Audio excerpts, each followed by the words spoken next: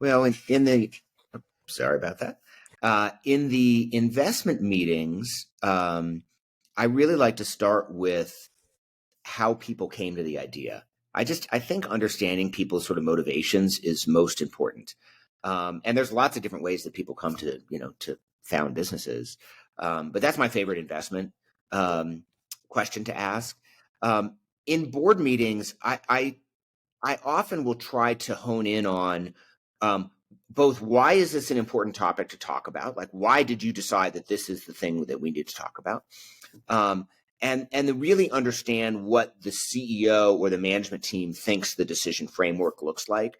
I want to understand how they're looking, not necessarily what is their opinion, but how are they looking at the question? What's the balance that they're trying to strike here?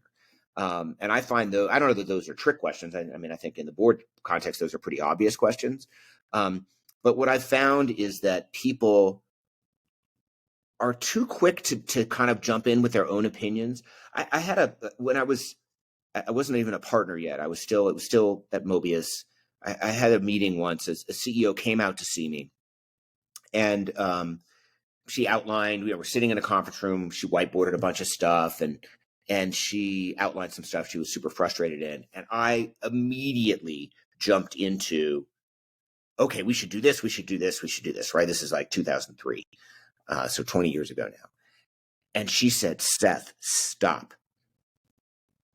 I'm still in the venting phase.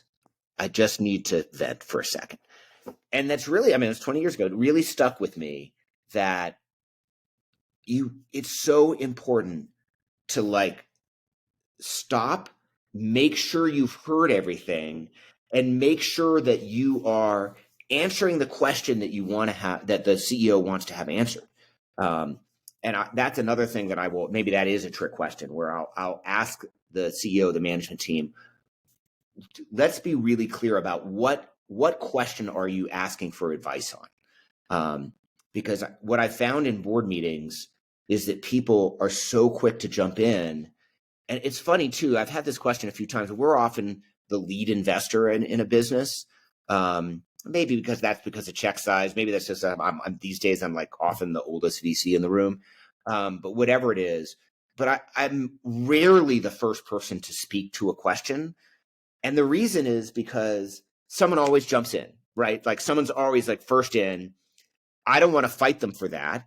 I'm a pretty deliberate person when it comes to answering questions. And so I just need time to think anyway.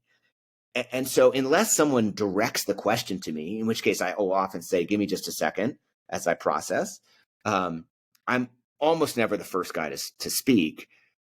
And I've just sort of come to be super comfortable with that. Like, I think that that's totally fine to let someone speak, let someone else speak.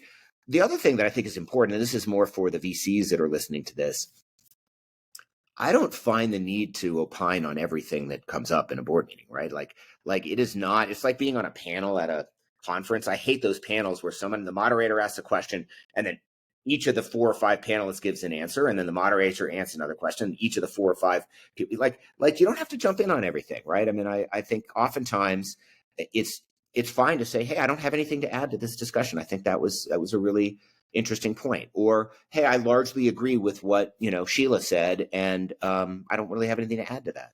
I think that's a really important skill that I find that some VCs that are maybe earlier in their career, they think their job is to come in and offer suggestions on everything, right? And I don't think that that's our job, right? I think our job is to mostly listen, to offer frameworks, to offer suggestions when appropriate, and sometimes defer when I'm like, hey, I just don't feel like I have the data. I don't feel like I have an opinion on this, or it's not an area that I'm expert in.